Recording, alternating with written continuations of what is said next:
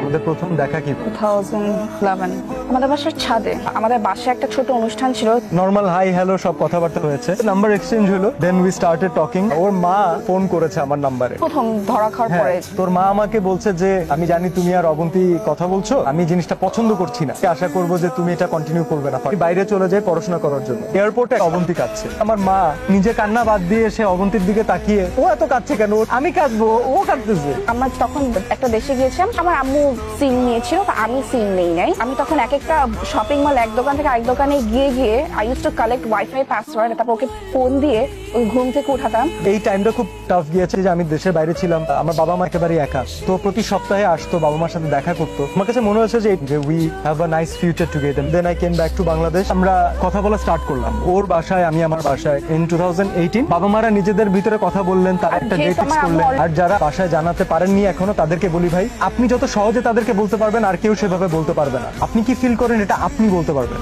আমাদের এখন আসলে অপশনস আছে, দেখা যায় যে সেই সব জিনিসের প্রতি অনেক বেশি কনসেন্ট্রেটেড হয়ে লাইফের খুব ইম্পর্টেন্ট জিনিসগুলোকে মেইন ইম্পর্টেন্স দিতে ভুলে যায়। তাদের কাছে মনে হয় যে আসলে এগুলো হয় না।